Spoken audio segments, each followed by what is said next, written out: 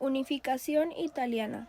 Durante siglos la península itálica estuvo dividida en múltiples estados: el reino de Cerdeña, el reino de las dos Sicilias, los estados pontificios, Lombardia, Venecia y otros pequeños ducados y repúblicas.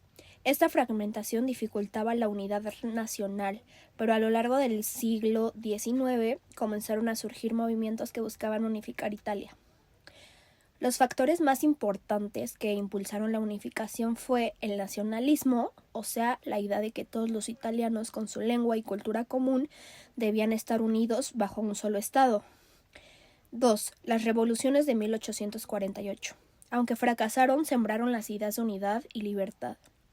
Y 3. El liderazgo del reino de Piamonte-Cerdeña, con su rey Víctor Manuel II y su ministro Cavour, que impulsaron la causa unificadora desde el norte.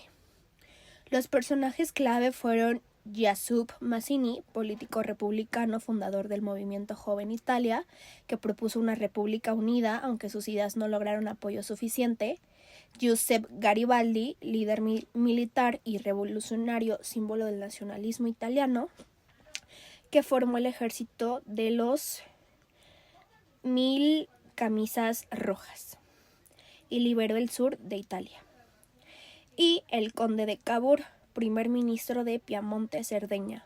Fue clave en la diplomacia y en lograr alianzas para combatir a Austria, que dominaba el norte de Italia. Y sus etapas del proceso fue: en 1859, Piamonte-Cerdeña se alía con Francia y derrota a Austria. De 1860 a 1861, Garibaldi conquista el sur de Italia y se lo entrega al rey Víctor Manuel II. En 1861 se proclama el Reino de Italia con capital en Turín, luego Florencia. En 1866 se incorpora a Venecia tras la guerra con Austria. Y en 1870 Roma es incorporada tras la retirada de las tropas francesas por la guerra franco-prusiana y se convierte en capital de Francia. Al igual que en Italia, el nacionalismo alemán creció tras las guerras napoleónicas y muchos intelectuales y políticos comenzaron a soñar con una Alemania unificada.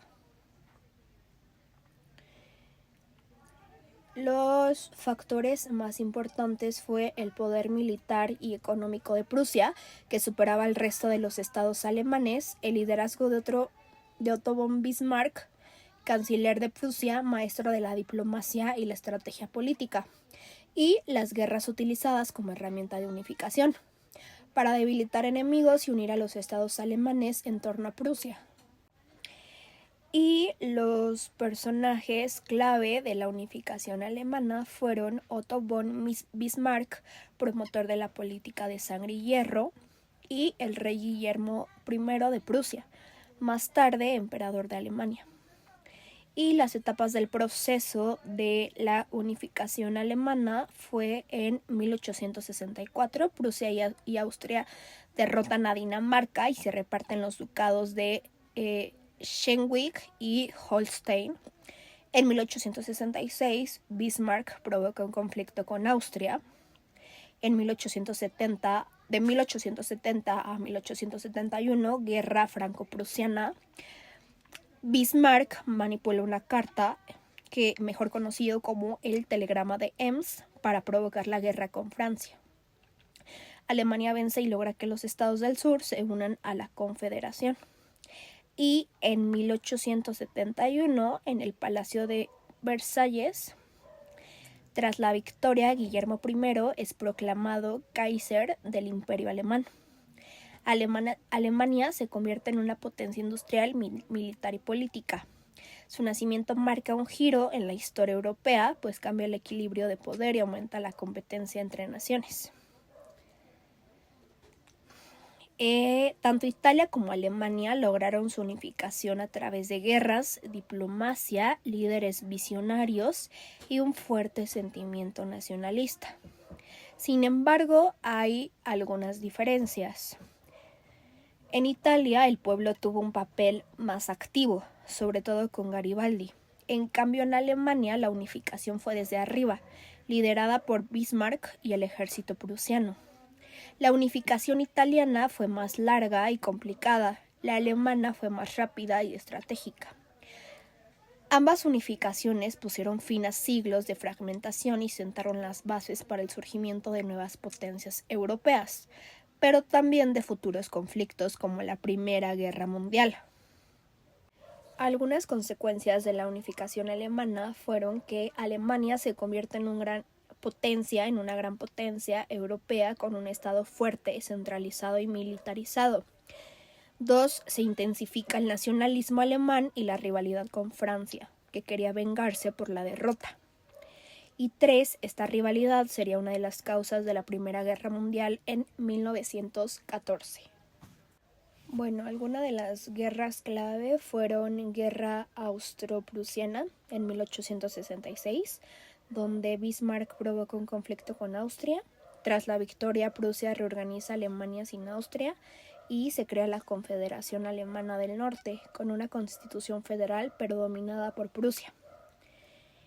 Y también estuvo la Guerra Franco-Prusiana, que fue de 1870 a 1871, donde Bismarck manipula el telegrama de Ems para provocar a Francia. Alemania gana y captura al emperador Napoleón III y en enero de 1871, en el Palacio de Versalles, Guillermo I es proclamado emperador de un nuevo imperio alemán. Y bueno, la importancia de la economía. La importancia de la economía fue la creación del Zollverein, Unión Aduanera Alemana. En 1834 fortaleció el comercio entre estados alemanes y excluyó a Austria. El contexto político fue que la Confederación Germánica, creada en 1815, era débil y dominada por Austria, que se oponía a una Alemania unida porque perdería poder. Prusia, en cambio, buscaba la unificación bajo su dominio con un estado fuerte, moderno e industrial. Algunos de los problemas tras la unificación fueron que grandes diferencias entre el norte y el sur.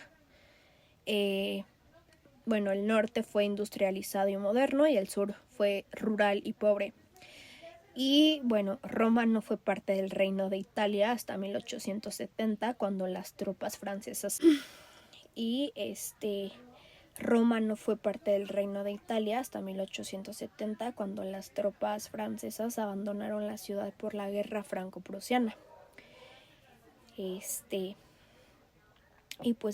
Papa Pío IX se opuso a la unificación y se consideró prisionero en el Vaticano por muchos años. Campaña de Garibaldi. Esta campaña, en 1860, Garibaldi desembarcó en Sicilia con solo 1,000 voluntarios, nombrado los Camisas Rojas, y logró conquistar el sur sin casi resistencia popular. Aunque era republicano, cedió sus conquistas al rey Víctor Manuel II, anteponiendo la unidad nacional a sus ideas. El papel de los nacionalistas fue, Mazzini creía que Italia debía ser una república democrática y unida, y con su movimiento Joven Italia influyó a muchos jóvenes revolucionarios. A pesar de su fracaso político, Mazzini inspiró a otros como Garibaldi. Y algunos de los antecedentes históricos fue que durante siglos Italia fue un mosaico de reinos, ducados y repúblicas desde la Edad Media. Su territorio fue objeto de dominación extranjera por España, Austria y Francia. Otro antecedente fue el Congreso de Viena en 1815, tras la derrota de Napoleón. Reafirmó esta división, entregando muchos territorios a Austria. Y la influencia del nacionalismo fue influido por ideas de la Ilustración, el liberalismo y la Revolución Francesa. Se promovía la unidad, la soberanía popular y el fin de las monarquías absolutas. Y las revoluciones liberales, que fueron de 1820 a 1848, donde hubieron levantamientos en Nápoles, Piamonte y otras zonas, pero fueron reprimidos. En 1848 se intentó unificar Italia desde Roma, pero fracasó ante la intervención francesa y austriaca. Y pues bueno, algunos de los problemas que tuvieron tras la unificación fue la desigualdad entre regiones, que el norte era industrial y moderno y el sur era agrícola, pobre y analfabeto. También aparecen movimientos separatistas en el sur y se necesita usar el ejército para mantener el orden.